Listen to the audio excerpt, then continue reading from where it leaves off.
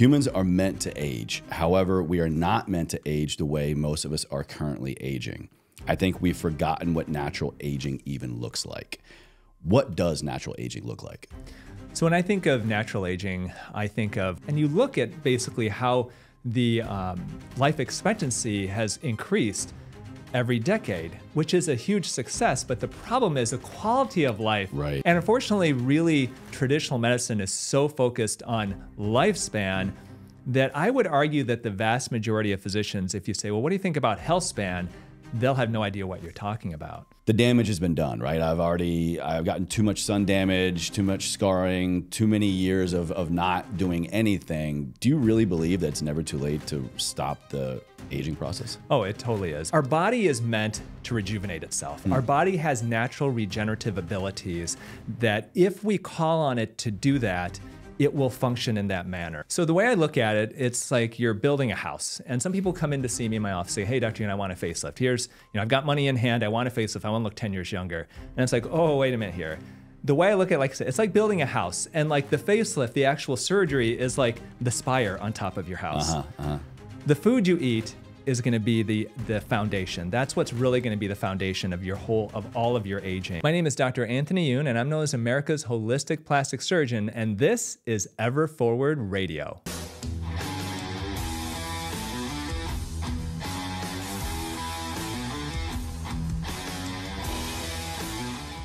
Well, Tony, welcome to the show. We'll jump in here. Thank you so much, Chase. I appreciate it. I love what I'm looking at your work as this amazing blend of real world being a human, what it's like to live and die on planet Earth kind of thing, with the medical model and this whole concept of holistic plastic surgery, which I really want to get into. But around your new book and just what I see so much of your content focusing on now is aging, but resilient aging. And you have this great quote I want to start off with, I think is a great primer for the reader as well as for the listener here today. Humans are meant to age. However, we are not meant to age the way most of us are currently aging. I think we've forgotten what natural aging even looks like. What does natural aging look like? So when I think of natural aging, I think of where my ancestors came from in South Korea. And I look at my grandparents and, when they aged, they were active their whole lives. And then at some point, when they get to a point in their lives where they literally will unfortunately die fairly quickly, but they get to like 87, they get to 90, they get to 95, and they're active, they're walking, they're eating, they're having fun, they're enjoying their life. And then something happens where their life ends.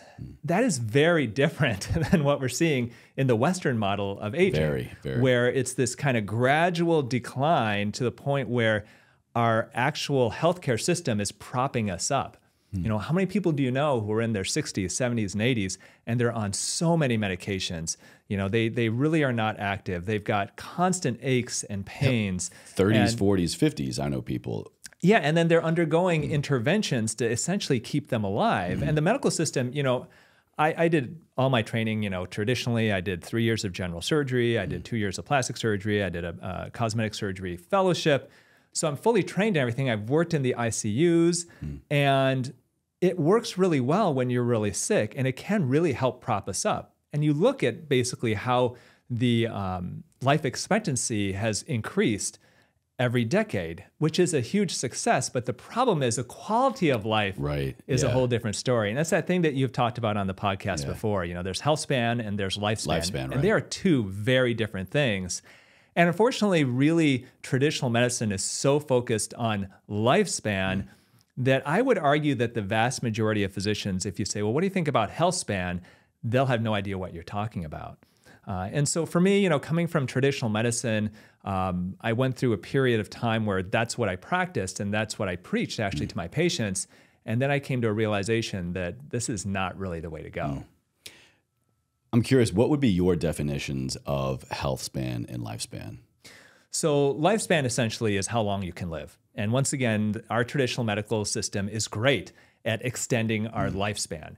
But at what cost? And what quality of life are you having in those last 10 or 20 years? Health span is the amount of time that you're alive, that you are active, that you are healthy, that you are enjoying life, that you are truly living a life that's fulfilled. And that, once again, is something that you can have for a very long time, but you cannot, unfortunately, do that if you're living in today's society under today's rules, under today's diet, what people do for activities, stress level. So much of what we have in our lifestyle today is a net negative when you look at overall health span. Too true.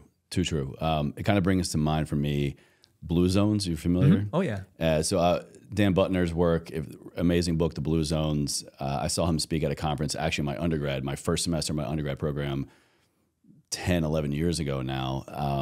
And I was blown away. I was like, why aren't more people talking about this? Yeah. Now there's a little bit of a resurgence, I think, thanks to a lot of people like, your work, Huberman, Peter Attia, Gabrielle Lyon, of this longevity aspect. And I see a resurgence in his work. There's a new Netflix documentary out around the Blue Zones.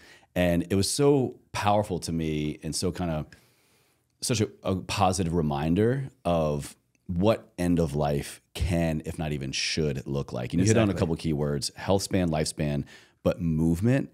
And I think you said happy.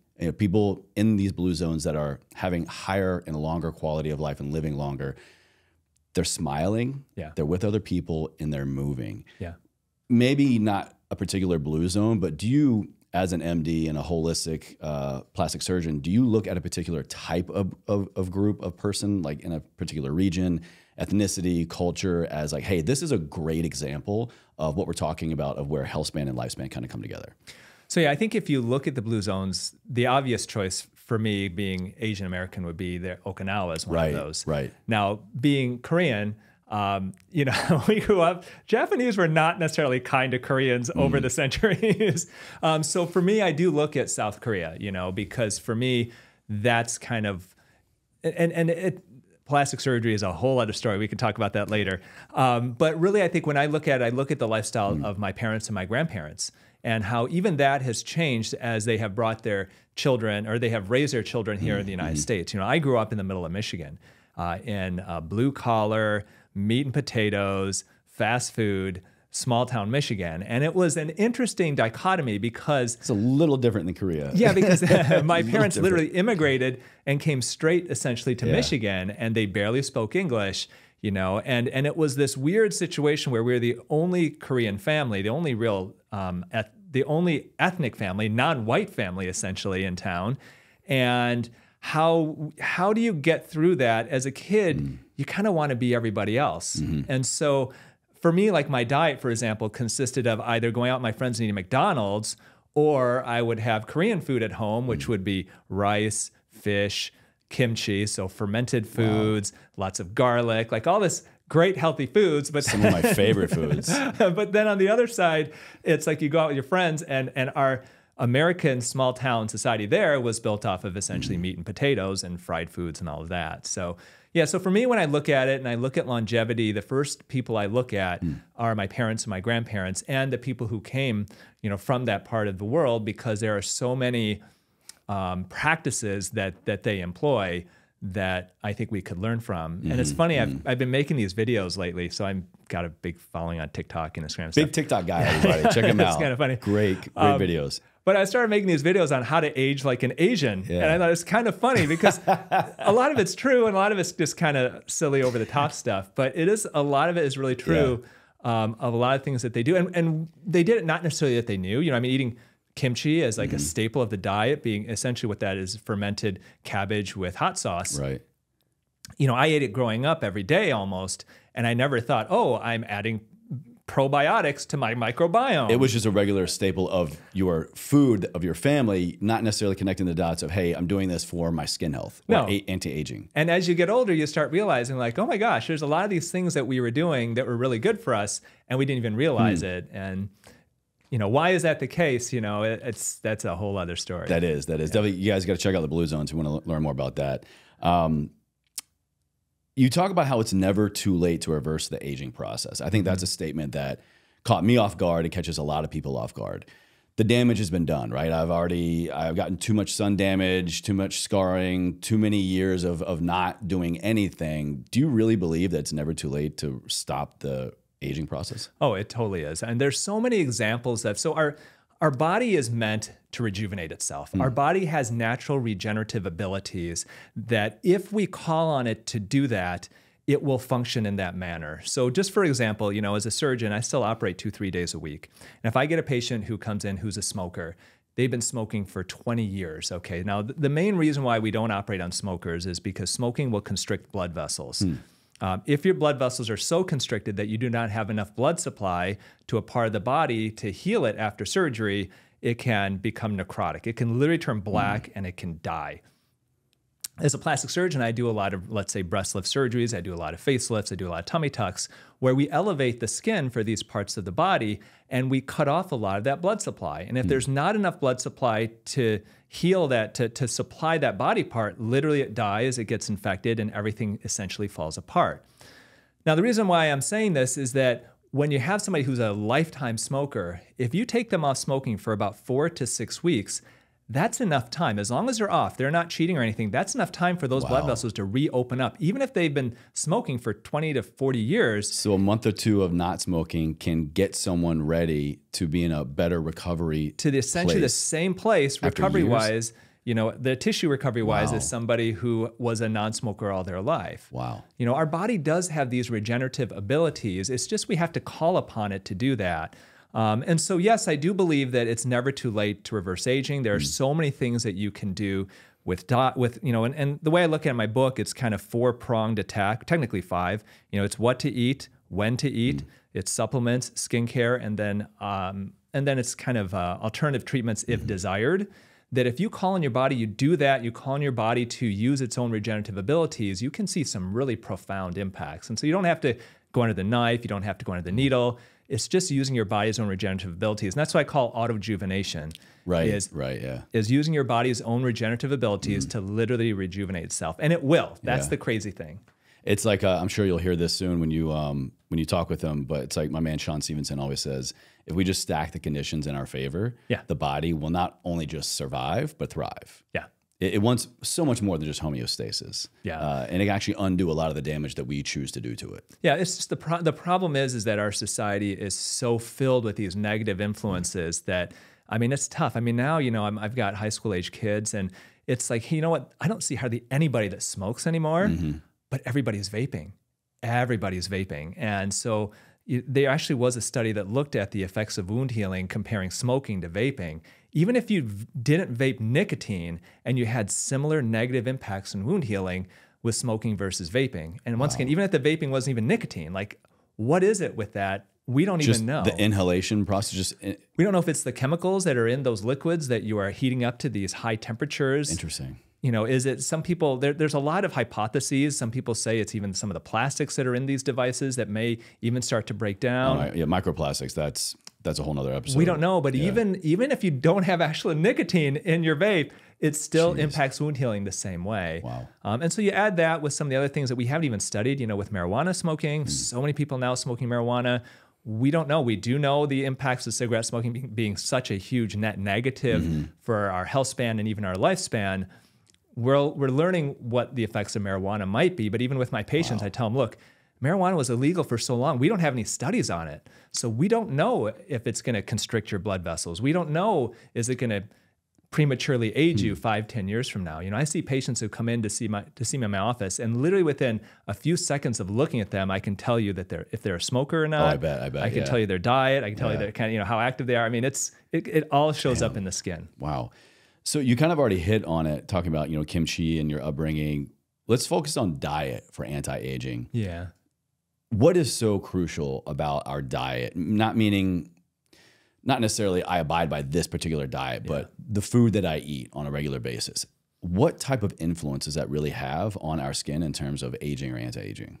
So the way I look at it, it's like you're building a house. And some people come in to see me in my office, say, hey, Dr. Youn, I want a facelift. Here's, you know, I've got money in hand. I want a facelift. I want to look 10 years younger. And it's like, oh, wait a minute here. The way I look at it, like I said, it's like building a house. And like the facelift, the actual surgery is like the spire on top of your house. The food you eat is going to be the foundation. That's what's really going to be the foundation of all of your aging. And so the way that I look at it is everything really is based upon that. Now, when I look at overall aging of the skin, you know, and longevity is a little bit different versus actual aging of the skin. and premature aging, I look at really 5 main issues that can occur causing our skin to age more quickly. The first thing is nutrient depletion. Second thing is inflammation. Third thing is oxidation or free radicals. The fourth thing is collagen degradation. And the fifth thing is buildup of cellular waste. When you look at all of these things, what you have to eat impacts pretty much all of them. Right, yeah. Diet influences everything you just said. Exactly. So now you may talk, so if you say, hey, I want to look younger, and you talk to, let's say, an alternative health practitioner, you say, hey, what should I do for younger, better looking skin? And they'll be like, oh, you got to heal your gut. Heal your gut and your skin's going to be better. And you talk to dermatologists, you go, hey, what should I do for younger, better looking skin? They go, wear sunscreen and use a retinoid. And then you talk to a plastic surgeon, they'll go get laser treatments and a facelift. And really the truth is, ideally, like in so many things in life, it's combining the best of all worlds. That's going to get you the best result. And so food being really the basis of all of this, and eating the right types of foods can impact all those 5 main causes of aging of the skin. And at the same time, not eating the right foods can impact all 5 of those as well and cause you to age more prematurely. Let's go there. Can you give us maybe a couple of foods that you think most people or a lot of people are under consuming or not eating at all that are actually a disservice to their skin health? Yeah. So for example, if you look at these aging causes, inflammation. Okay. So what is inflammation? Interestingly enough, inflammation can be good and bad. So some people think, oh, inflammation is bad. You want to reduce inflammation, period. And that's not necessarily always the case. Acute inflammation can be a very good thing. So if you get a cut on your arm, you get inflammation around that wound and your body heals it. It has to create inflammation. That's a healthy reaction. We're not going to heal, right? Exactly. Right. So that's a healthy reaction that will be beneficial. When you get a laser treatment of your skin, that creates inflammation, acute inflammation. Acute inflammation can cause the collagen of the skin to become tighter. It can make your skin actually look younger and act younger and be younger in some ways afterwards. So acute inflammation can be a great thing. We even see now, it's kind of the same idea of people who are doing cold water plunges and really putting their body under short-term periods of stress. I'm in that club now, that annoying club where we just post about it on social media all the time. There you go. So yeah, I mean, putting your body under short periods of stress can be a very good thing. It's that chronic inflammation that can be negative. And so when you look at chronic inflammation for the body, what is the #1 cause of chronic inflammation, especially when you look at the skin? It's sugar.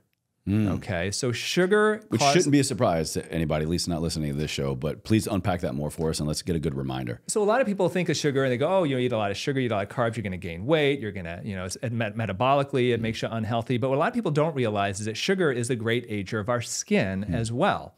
So the sugar can impact our skin by causing chronic inflammation in 2 different ways. The first way is glycation.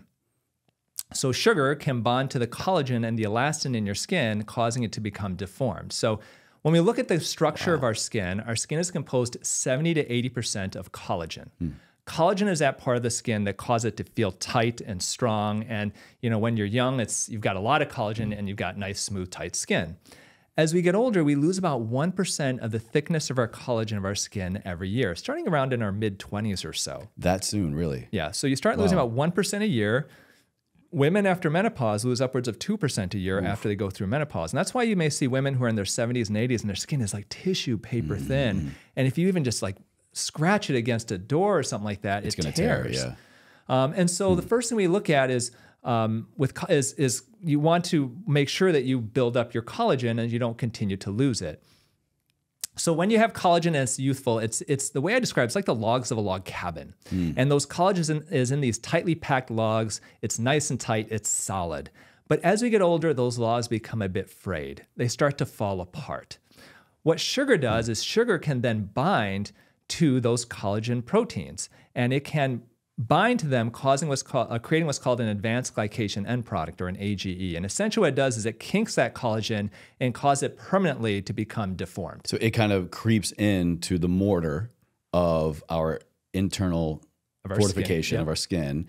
And instead of the collagen kind of coming in and resetting, the sugar is patching those holes and deforming the structure. Exactly. And that's why one reason why as we get older, our skin feels rougher, it's not as smooth, is because that collagen itself is falling apart. And so what sugar does is sugar causes that process to go more quickly because it will actually bond to them, creating these sugar protein hybrids called advanced glycation end products. And so Sugar will then cause you to prematurely age and to look older the more that you eat it.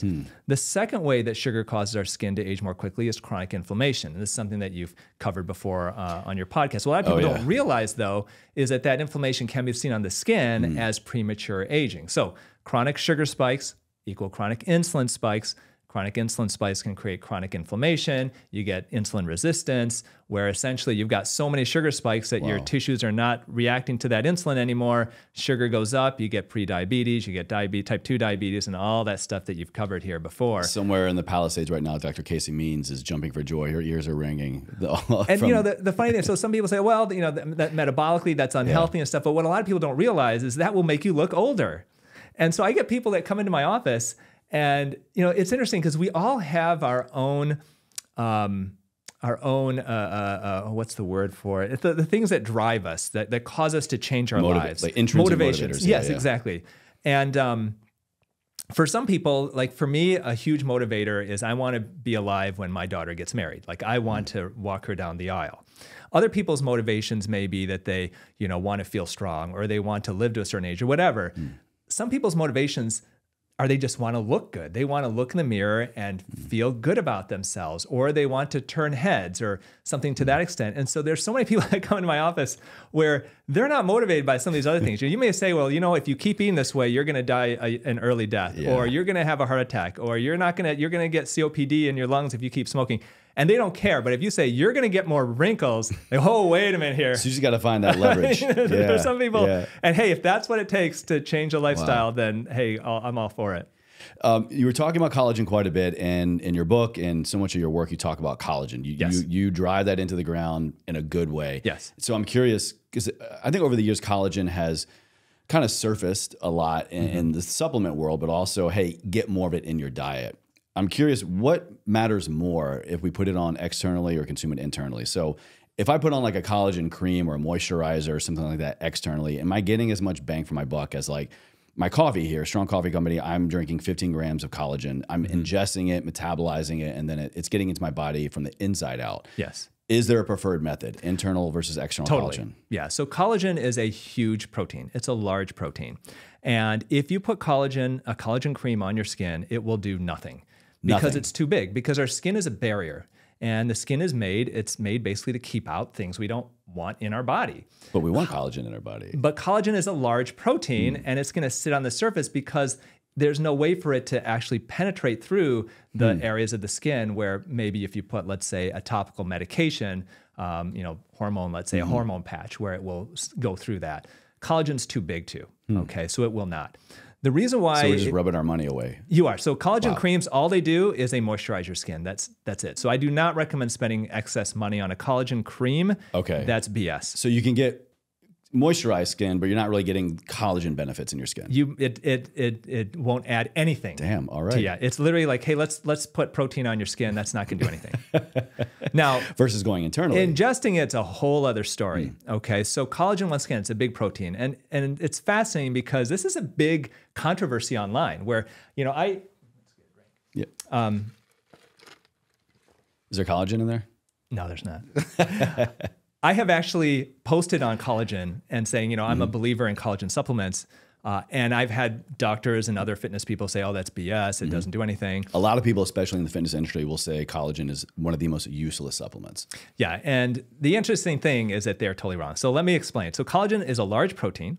And the reason why people say that it doesn't work is because it's such a large protein. You ingest it, it gets broken down in your stomach. They go, how do you even know it's going to get to your skin? So the fact is, if you're going to get a collagen supplement, you should get hydrolyzed collagen peptides. So what is that? Well, essentially, you take that collagen, large protein, and you break it down into individual peptides and amino acids. Amino acids are the individuals. Peptides are a group of amino acids, usually a small number of them. The reason why they call them hydrolyzed, the reason why they break it down in that is so that you can actually absorb it. And so your intestine can actually, your gut can actually absorb that. So that's a key word we should be looking for. Hydrolyzed collagen. Okay. Yes. So that's the idea behind hydrolyzing collagen is you break that collagen, that big protein down into individual amino acids or into small peptides so that you can absorb it. Amazing. So then what does the science show? There are many, many studies that actually have looked at hydrolyzed collagen supplements and have found a beneficial effect, especially on the skin. So for me, that's what I look at. I look at skin. I haven't looked at, let's say, muscle or even joints, although there are a lot of anecdotal stories there. But when you actually look at the skin, there was a meta-analysis published in 2021 of 1,400 people.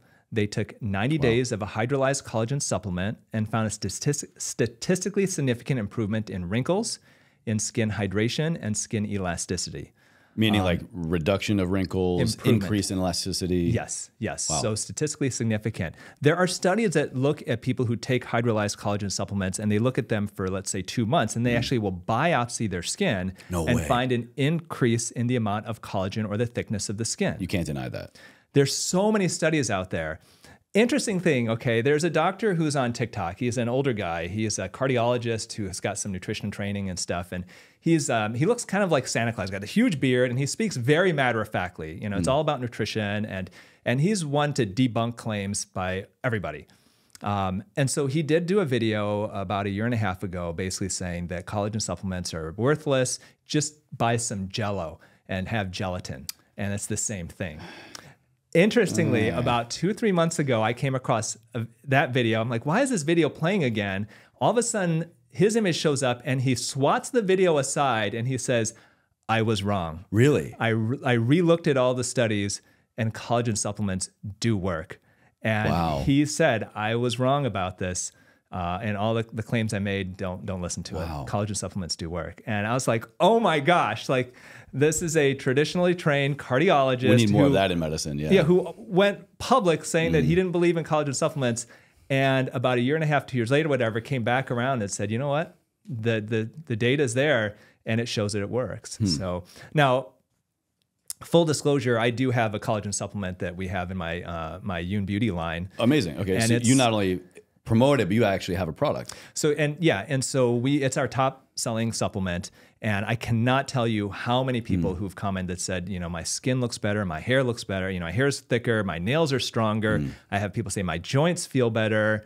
The stories are endless. I mean, in fact, I was visiting my parents a few weeks ago, and my mom was making something for breakfast, and she goes, Tony, my hair's gotten a lot thicker. Do you think it's that collagen you keep sending me? Mom, I've been telling you. Come on. So, I mean, the data's there. The anecdotal stories are all there. I'm not sure why so many people just don't. I think that they're just in general in traditional medicine, there is a prejudice against any type of supplement, period. Usually. And I mean, look at all the information and misinformation that has, you know, exponentially grown over the years. People, when they're looking to make a choice to improve their life, they go to the internet, they go to social media, and there's so much combating evidence. You know, this person says absolutely yes, absolutely no. So I think something with collagen, they're probably like either 100% a believer or you think it's BS. Yeah, and I think too that there are traditional physicians who they just believe, you know, the science from so long ago, and they are not willing to listen to people who may disagree with them. You know, for me, you know, I'm open to health information from anybody, whatever the source is, you know, whether it's a chiropractor or a naturopath, an MD, a DO.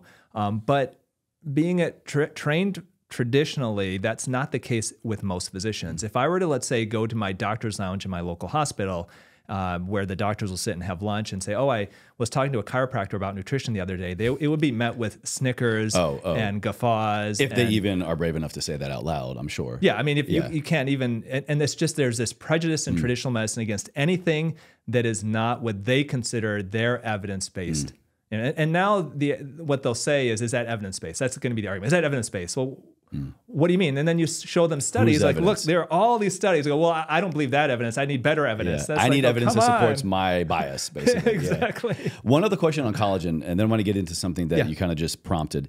Is there a recommended dosage for collagen? Is there a sweet spot of grams for male, female, daily, every other day? Not necessarily, because just as long as we're getting different. Yeah, and some collagen supplements actually are thicker than others density-wise. And so what I usually recommend is pick the one that you like the best. You know, so for us, our Youn Beauty collagen, it has no taste to it. And that's one reason why I like it. There are some collagens out there that do have a little bit of a beefy taste to it. And some people like that. It's grass-fed, I can tell. Yeah, there you go. But no, I don't know that there is an actual specific guideline of what you need to have. I think that the thing that's important with collagen, though, is it's not necessarily a substitute for protein. Right. Supplement. Exactly, because substitute. it doesn't contain enough of the different amino acids that you need as a protein macronutrient for you in general. Correct me if I'm wrong. Do you know, is it a complete protein? Does it have every amino acid? I don't think so. All the essential amino acids? I don't think so either. I don't think so. Yeah. That's why it's good for what we're talking about for skin health. As a pure aches, supplement. pains, joints, things like that. Yes, but I would not necessarily use that as a quote unquote protein powder. It's a good point. And so like if I have one of the big things with Younger for Life is we have a 21-day jumpstart. And part of it is a shake every morning. And that shake contains a protein powder and a scoop of collagen. Because I think that really you need both technically. That's a really good point. I hope the listener picks up on that, that if you are consuming collagen in any which way in your diet, it's great for whatever reason you're choosing. But I would even go as far as say, me personally, don't count that towards your total grams of protein consumption per day, thinking that you're hitting your numbers. I totally agree. Yeah. And I think most doctors who are really in the know would agree with you that doesn't quite count. It truly is what you call a supplement. Like it's, hey, throw it in. It's a nice little thing to add in, but it's not something that's going to take the place of you eating sufficient amounts of protein every day. So what you prompted in me was, I think, something that I always come back to with a lot of guests. And when I look at, I kind of have one foot in the scientific traditional medical world and one foot in alternative holistic healing and different modalities. I have been in this business, this industry for about close to 15 years now. And I think that is a good enough time to really look at, what was really trending or what the evidence, to your point, supported 8, 10 years ago. And it kind of seems to go in circles a little bit. 1 year, 1 decade, absolutely yes. The next, absolutely no. Or there's too much combating evidence. Do you think when it comes to, keep it on topic here with aging, skin health, resilient aging, lifespan, health span, is it really just a matter of the science catching up to what people are doing in terms of nutrition, in terms of topical, internal, external, collagen, things like that, to really get the supporting evidence? Or are we just constantly trying to retest things to get a different answer? No, I think it's the first, because when you look at it, who are the people who are on the cutting edge of a lot of these really anti-aging or increasing your health span? Those are the biohackers out there, and they're just trying anything. Yeah. The fact is that if you're going to do an actual study, an IRB-approved study, okay, and you're going to have a placebo-controlled clinical trial, and you're going to eventually publish it, it takes years to get there. What about like a decade for a good one? It depends on how long you do the study for. Like clinical human trials? But for example, so for example, I have published many scientific papers and articles in our literature. I would say if you're doing, let's say, a 3 or 6 month trial, it's going to take you a good 6 to 12 months just to get that IRB approved. So have it approved by the ethics boards and all of that. You cannot conduct a human trial without getting it approved by ethics boards first. And typically those are associated with different universities. So that's the first step you have to do is you have to create the study. Then you have to get it approved by an IRB so that it is ethically approved so that you can actually experiment essentially and an IRB on humans. Is what for us? It's like the International Review Board or something like that. But essentially, a governing body. It's basically a governing body, typically either at universities or based usually at hospitals or universities, where they will look at your study and make sure that it's safe to perform on a human. Okay. Which is a good thing. Yeah, because there could be ethical issues there where, so for example, let's say you have a life-saving medication and there are people dying from this disease all over the place, and your trial, is going to go too long and you're going to lose too many lives, then they may say, hey, this is not the right thing. Or let's say you're going to conduct a study and you're doing something that is not good for somebody, that can be harmed by your study, then they may not allow that to happen. So it's a very important part of doing any type of clinical trial on humans. So you got that you have to do, and then you conduct the study, and then you have to then submit the study for publication. And even when you get it accepted for publication, it can take a couple of years sometimes for it to actually be published because of the backlog. Jeez. Now, what's happening now that's interesting is that there are these open forums now online where in order to get around this whole time constraint, there are online journals now that are publishing. Sometimes the articles are not quite as powerful, they're not quite as groundbreaking, but it's a way to get things out more quickly. it's a long answer to your question of, really I think what's going on is that people are kind of trying to push the limits. People are changing things, but it does take time for that to actually get published and then for people to read it. By then, you're on to the next thing. Like the biohackers are way advanced after that. I mean, people are just, alternative medicine, they've been talking about the microbiome for decades. And now physicians are finally talking about over the last just like 5 years in traditional medicine. So it takes a while. It's like a little late to the party, but hey, I'm glad we're finally here kind of thing. Yeah, but as a plastic surgeon, somebody who does a lot of interventions, there is importance to some of that because, for me, I see people who are experimenting with cosmetic treatments on things that I know it's just not going to work. And so there are definitely, it's important to have that scientific method there. Absolutely. But it does slow the process down. Right. And I want to get into what you do, under the blade, so to speak, in a second. But you made me think of something else. Biohackers, people that are using wearables. I've got an Apple Watch, a Whoop here. I went years, probably 8 years of logging 80, 90% of my meals. So I have a lot of data of how I'm moving, how I'm sleeping, what I'm eating, both quantitative and qualitative. And I'm curious, in your medical opinion, if we had enough of us, people who have years of self-collected data, let's say quantitative and qualitative through a wearable, fitness activity tracker, smart device, whatever, or you're manually inputting information, could that get to a point in the scientific community of gathering that data and kind of like reverse engineering or going about a clinical study in a different way? I know it's hard to say clinical in the same sentence there because there's so many other various variables. I think what you have to look at when you look at studies is the power of the study. And so there's a pyramid. And you ideally want to get to the top of the pyramid that's going to be the highest quality of a study. And the highest quality of study is going to be a prospective randomized controlled trial where you've got a placebo, you've got gold standard, a control, and then double it's blind. blinded, so nobody knows what they're getting. And then those numbers are very high. And unfortunately, with what you're saying, like, yes, you can get data and you can get information that can be helpful, but that's going to be on that lower end of that pyramid. So, and there are a lot of articles that are published like that. They're definitely really helpful, but that's where you really do want to keep track. The problem with some of the really powerful studies, though, and I think where medicine can go wrong is bioindividuality, is not taking into account bioindividuality and the fact that there's some people who may react in a certain way that's different than the vast majority of the population. Traditional medicine cannot deal with that.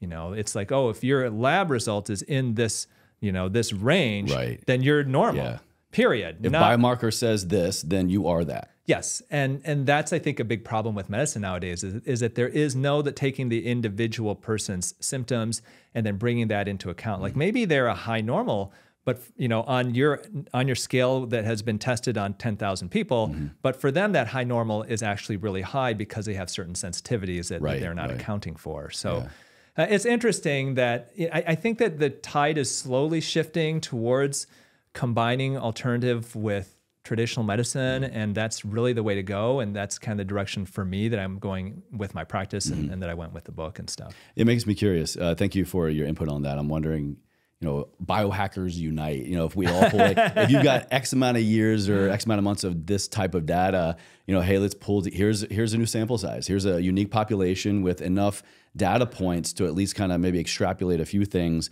and maybe then that group would be grounds for an actual clinical study. That'd be really interesting. It could be. I mean, all you need really is Dave Asprey's numbers, and then that counts for every. I mean, he's too much. He's that's too like much. 5,000 people just in probably his numbers alone. I bet, yeah. But even these devices, they give us so much information.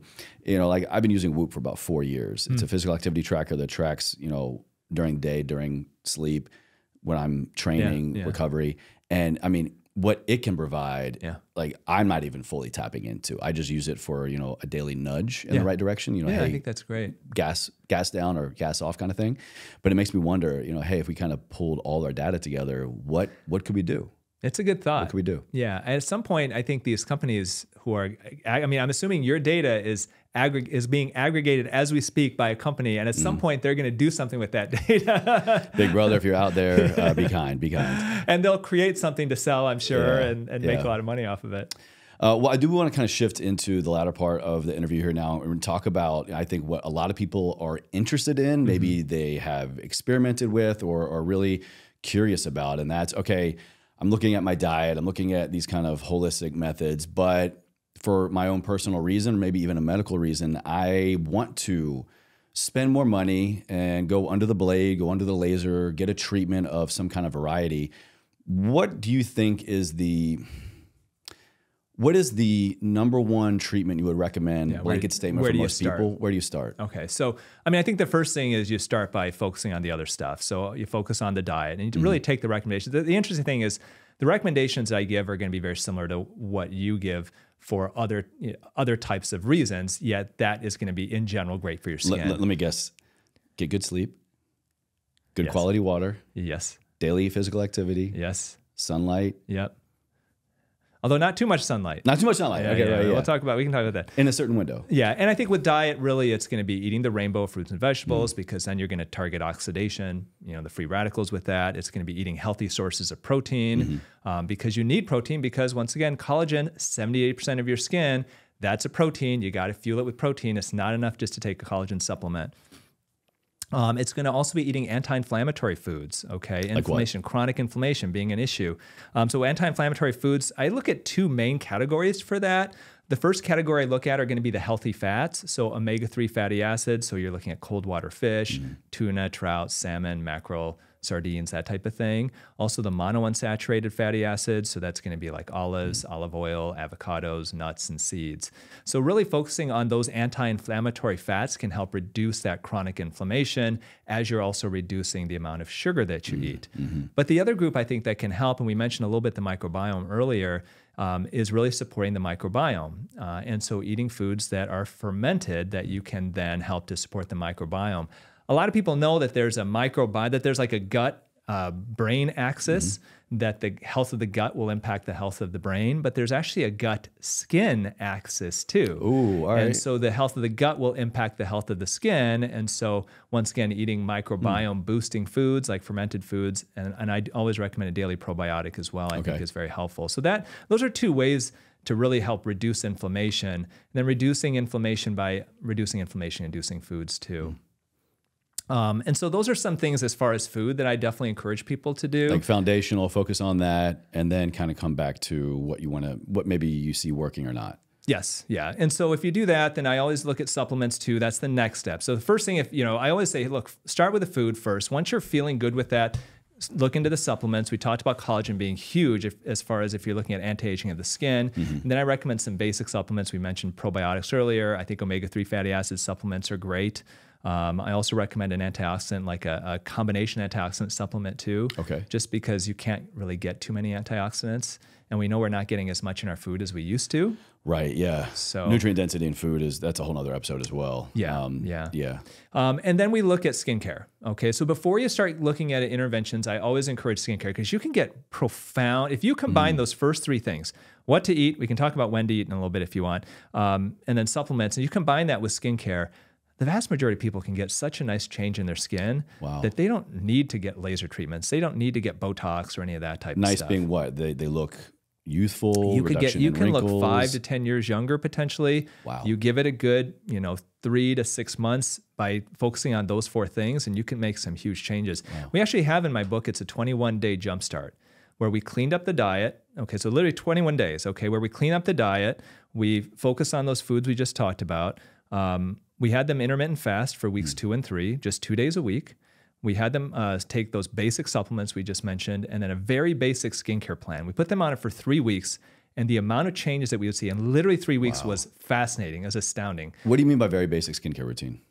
So basic skincare routine, if this is something that anybody can do, it literally takes 2 minutes, okay, a day, and it will cover pretty much whatever you need, okay? So the first thing is you cleanse your skin in the morning. You want to use a cleanser appropriate for your skin type. So if you've got oily skin, then you want to use like a foaming type of a cleanser. If you've got really dry or sensitive skin, then you want to go with a more milky or hydrating cleanser. Interesting. After that, you want to use a vitamin C or an antioxidant serum. Usually vitamin C is the most common one, okay? Antioxidant serum, antioxidants fight free radicals. Oxidation is one of the agers of our skin. Ideally, you want to eat the rainbow of fruits and vegetables so that you can tackle that oxidation from the inside out. But you can apply that to the surface of your skin to tackle it from the outside in. So unlike collagen, we can actually use topical treatments here and focus internally through nutrition. Yeah. So now the vitamin C serum is not necessarily going to change the internal architecture of your skin, but what it's going to do is it's going to fight off free radicals so that the pollution in the air, the foods that you eat, eating fried foods, those contain free radicals. Those will attack your skin. So it will help protect your skin. The antioxidants do. Okay. So you apply an antioxidant serum. Vitamin C is the most common one, and most skincare lines have it. Here's a little tip, like a biohack tip. If you add vitamin E to it, then it's synergistic with vitamin C. So what kind of enhances the bioavailability? It actually enhances their antioxidant activity synergistically. Really? So it's more than just applying two, it's even better. So it kind of enhances both. Yes. Wow. Yeah. Amazing. So vitamin C and E, and there's some that are made with both. That's what you want to look at, vitamin C and E. And then I do recommend a sunscreen. Okay. Now, there's a big question. If you ask a dermatologist, they'll say, even if you're sitting in a basement in the dark watching movies all day, you should put sunscreen on. And then there are biohackers who will say, don't put any sunscreen on and expose your perineum to the sun. You're actually blocking a lot of the potential benefits, getting from certain types of UV light. Yeah. And I think like most things in life, somewhere in the middle is probably what makes the most sense. Yeah. I think that you can definitely, I live in Michigan. It is so therapeutic in the wintertime when the sun comes out and you have it on your face. There is a lot of benefits to getting sunlight and exposure, especially every morning. That will help your circadian rhythms and all that type of stuff. But as a plastic surgeon, I have seen so many people come to my office with skin cancers on their face that are horribly disfiguring. Where people come in, they go, I have a little dot here. I think it might be skin cancer. They go see a dermatologist, they get Mohs surgery, then they come back to see me and half their nostril is gone. No. And it's like, wow, So and it could have been avoidable just through sunscreen. My musical idol, Jimmy Buffett, just died of Merkel cell cancer. Of course, it's a skin cancer, and that guy loved being out in the sun. Damn. So, I think that there's a happy medium there somewhere. If you're going to go out in the sun for a prolonged period of time, then I definitely recommend wearing a sunscreen. However, there are little tricks of how to do that. Okay, so there are two types of sun protection. There are chemical sunscreens and physical sun blocks. Okay, physical sun blocks are made with zinc oxide and titanium dioxide. Those are the ones that, I grew up and you'd see like a lifeguard with this white paste on their nose. Plastered on, yeah. And so physical sunblocks literally will block the sun's rays from hitting your skin. And most holistic health practitioners are fans of physical sunblocks because it's not absorbed into your skin. But the problem with physical sunblocks is that they can create kind of a whitish hue to the skin. And, if you're Irish and you've got real light colored skin, then it may not bother you. But if you're Latinx, African American, if you're Asian, then it could really change the color of your skin and look kind of pasty. Chemical sunscreens basically are chemicals that absorb into your skin, and when you get hit by sunlight, they will react with that sunlight to essentially prevent those UV rays from damaging the DNA of your skin. But they are literally absorbed into your skin, and they can be absorbed into your bloodstream. There are two of them specifically, oxybenzone and octinoxate, that are considered potential hormone disruptors. And so they can mimic the hormones in the body potentially, and so they're not something that I would recommend, especially for children. Okay. And those are in sun blocks? Those are sunscreens. Those are chemical sunscreens. Sunblocks typically are considered safe. Okay. But there are other chemical sunscreens that appear to be safe that aren't endocrine disruptors. So that would be avobenzone and Mexoryl XL. So there are different chemical sunscreens that you want to avoid, others that you want that in general are safe. What I usually recommend is, if you are a person of color and you really don't feel comfortable wearing a sunblock, then by all means wear the sunscreen. Just try to stay away from oxybenzone or octinoxate. My wife and I are in such polar opposites. She's Middle Eastern. And she says the word sun and she gets dark. Yeah. She doesn't need hardly any sunscreen, any sunblock to really, I think she needs some. Yes. She's out there in the sun way longer than I am. And I'm like, and reapplying, and she's like thinking about her first dose. So the issue is the melanin in your skin will absorb the sun's rays, okay? And she may not get burned, but those are UVB rays that will burn you. UV damage. But she can still get UVA rays, which can cause premature aging and skin cancer. And so even people who are African American with dark skin can get skin cancer. And so I do recommend it, but for her, she may want to stick with more of that chemical sunscreen. Okay. For your children, we usually recommend the sunblocks, the physical blockers, because we don't want anything messing with their hormones and stuff. So am I hearing you correctly that depending on your ethnicity, probably you should be looking at a different sunblock or sun lotion. So for example, my wife and I probably should not be using the same product. Yeah, I mean, you could technically use her product if you want. So you could use a chemical sunscreen. Okay. It's just in general, a more physical one is going to potentially be less harmful. Gotcha. Okay. But for her to use a physical sunblock, it could cause her skin to look pasty and weird. And so she may not want that. Gotcha, In which case, then if she wants to use a chemical sunscreen, then use one without oxybenzone and octinoxate. And then for the kids, your kids are going to be probably a combination. Then when they're hopefully young, more her. Hopefully more that yeah, probably better. When they're young, I would definitely use the mineral based sunblocks because they don't care. The kids are out on the beach and they got a little pasty. They don't care. But as they get older, then that's something that's going to be a discussion. And the worst thing are the sprays that have chemical sunscreen in them. And you could see these people at the beaches are spraying their kids down. Don't tell me that. It's so easy. And they're breathing it into their lungs. And these are potential hormone disruptors. Like if you've got no that, sprays. Put it sprayed into your hand and then rub it on them. Okay. Yeah. I mean, you could try telling them to hold their breath, but I know when my kids were young, and they're like, hold your breath. They basically just close their mouth and breathe through their nose. Damn. Okay. All right. So let me go back to kind of some of the other. Thank you for that. Okay. So amazing. that's just the morning. That's a morning thing. There's also a night routine too. Okay. Perfect. Yeah. Okay. So morning routine, just to summarize, that's it. So cleanse, antioxidant serum, and then sunscreen. Okay. At night, cleansing, super important. Okay. You need to get rid of the day's worth of grime, dust, dirt. More important than the morning. Makeup. Yeah. If you had to pick just one, let's say the person. If you had to pick one, wash at night. Okay. Some people will double cleanse. If you want to use an oil-based cleanser first, that can help, especially if you got makeup. And then you want to apply an anti-aging cream. And the one that most doctors recommend is retinol. Retinol is a derivative of vitamin A. The prescription strength is Retin A, and that's the most studied anti-aging cream, period. Which we can get over the counter now, right? Retinol is over the counter version. Okay. Yeah, so Retin A is prescription strength. You can only get it through a doctor. Very strong, and unless you've got real thick, oily skin, probably don't really need it. I would go with over-the-counter retinol. It does the same thing essentially as prescription strength. It just isn't as strong. And really, that's all you need. If you want to apply moisturizer on top of that, feel free, but you don't really need anything else. Oh, really? So it's very simple. At night, you cleanse, then you apply the retinol.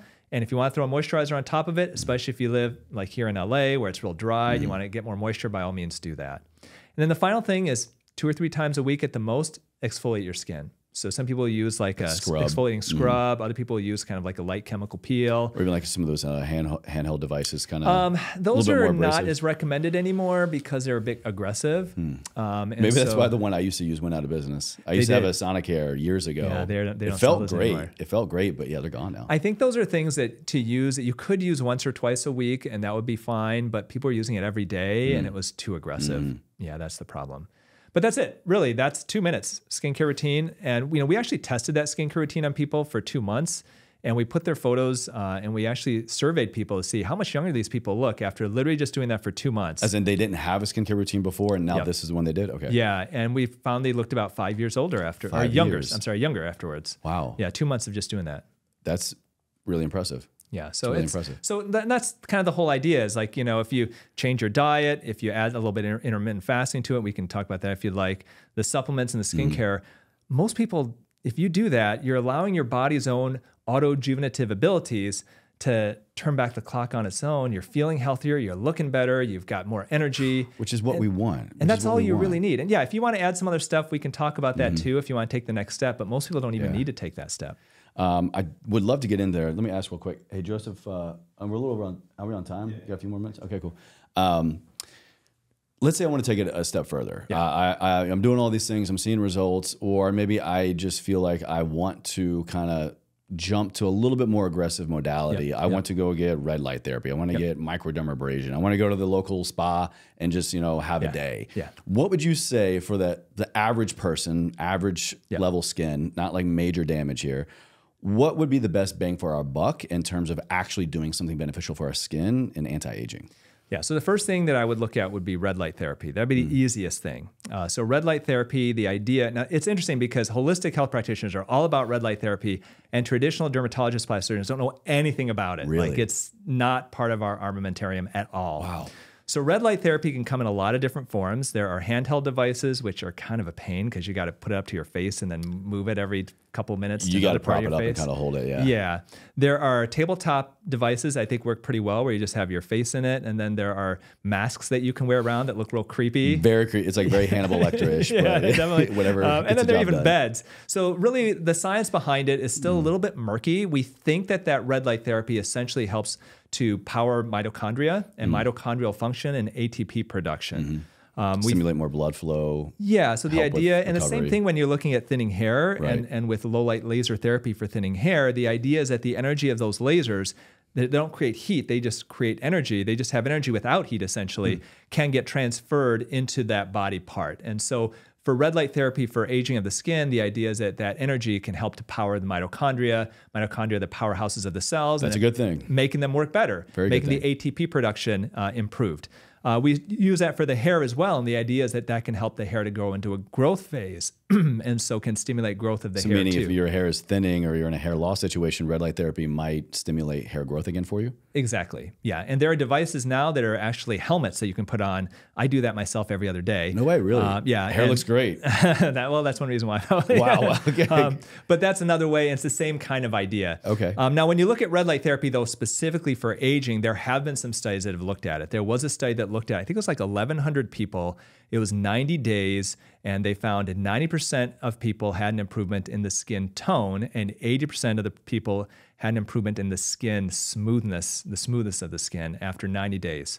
Two pretty big wins. Yeah, yeah. There was another one where you did, this is even better, a split face study, where you have half the face treated, the other half not treated, twice a day for 90 days, and they found a significant improvement in wrinkles, in hydration, and elasticity of the skin. Same person just down the line.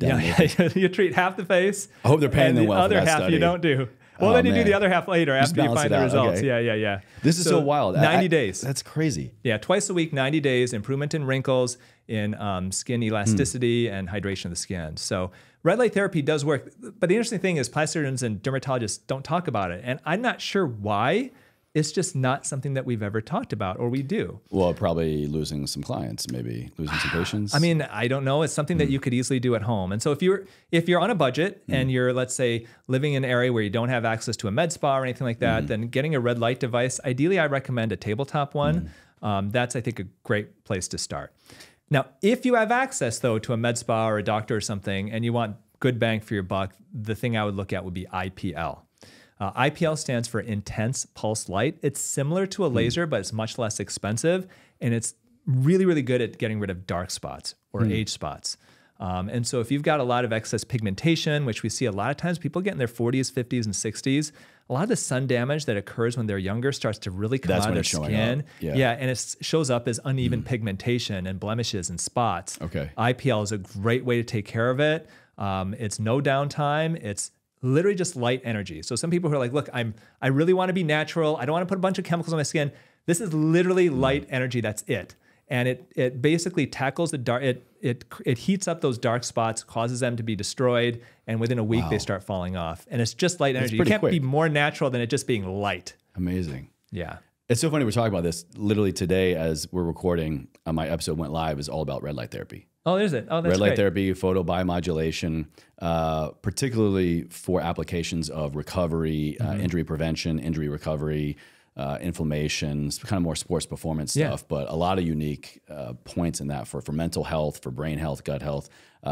Great timing. Yeah. And what you'll see is a lot of these things that are great for one part of your physiology can be really helpful for others. And so that's one of the things I wanted to put out in the book was, that a lot of these things that you may look at and go, well, geez, I don't really care about that for increasing my energy. But then you're like, well, actually, you're going to look younger. They go, oh, well, in that case, let's do it, And it's trying to find, once again, what drives you, what motivates you. Our skin is just one system of many systems.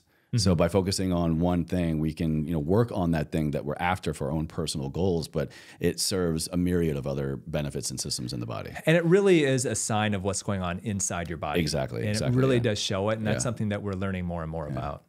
Well, I feel like I could just go for another hour with you. I have so many questions. I think a lot of questions come to mind that I'm sure a lot of people are screaming at their device right now, like, oh, what about this? What about that? But maybe we'll have to get you back again. Yeah, but if they want to learn more, where can they go to connect with you? They got the book coming out as well. Yeah, so my book is Younger for Life. And if you go to autojuvenation.com, we do have a lot of free gifts that we give you, including an extra recipe book and discounts and all this stuff. So autojuvenation.com would be the place to go. And I'm all over social media. You just need to put Dr. Youn, you'll find me. And he's there. Some of my stuff's a little goofy. I like to have fun with it. And so my last question, to bring it home to the theme of the show, is this has been a great kind of light on a unique area of our life, of our wellness. And I want to know how we can keep moving forward in that area, how you say you keep moving ever forward in life. When you hear those two words, what does that mean to you? Yeah, for me, I think the big thing I look at is what fulfills you. And fulfillment for me is gratitude. And what am I thankful for? And I think it's finding those things that drive your life. So for me, one of the big things that I am thankful for and that I really enjoy, that I find fulfillment with, is dog rescue. And so I put a story in my book about it, but my wife and I are committed to rescuing senior dogs. And so we try to find those dogs, and we only like small dogs because the big dogs get me afraid sometimes. But we get little dogs that maybe are anywhere from 12 to 14 years old that are in rescues and that just can't find a home. And so we kind of watch them for a while, and if nobody picks them up, then we look at it. No way, wow. And so in the last 6-7 years, we've adopted 5 dogs. And the hard thing is that, they're not with us that long.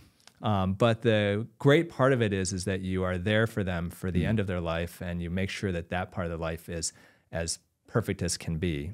So we got a little guy right now. His name is Tiny. He's 14, I think. And he's got a lot of mobility issues and stuff like that. And we're just spoiling him so rotten right now. As you should. But it's so great, and it's a blessing to be there at the end of their lives where it's really painful for us, but we know that, that it's the right thing. And so I think that's the way I look at it is what motivates you in life? What do you get fulfillment by? And try to go by that. And for us, that's one of our big things. So. And here I was thinking you were going to say more collagen. But take a collagen supplement every morning too. That's not bad as well. We recently started giving my dog some collagen in a bone broth supplement in her food. She's like 12. She's a 10-pound little terrier mix thing. We adopted as well. And, we're finding great benefits by supplementing with bone broth, collagen, things like that. Yeah. Yeah, I think her skin's better as well. That's great. Yeah. I mean, bone broth, I think, interesting, just as an aside, I have friends of mine, Dr. Kellyanne Petrucci's big bone broth doc. There are no studies that show that bone broth helps improve your skin, but there just aren't any studies done. So that's one that needs to be done. Oh, come on. And I believe if you do the study, I'm sure it's going to come out with positive results. It's not there because it hasn't been done. All right. So now you'll get traditional doctors be like, that's hogwash. Don't do bone broth. But it's just because the studies haven't been done. And when they are, I'm sure they're going to be positive. Well, Tony, this has been great. So educational, so helpful. Thank you so much. Thank you, Chase. Appreciate it.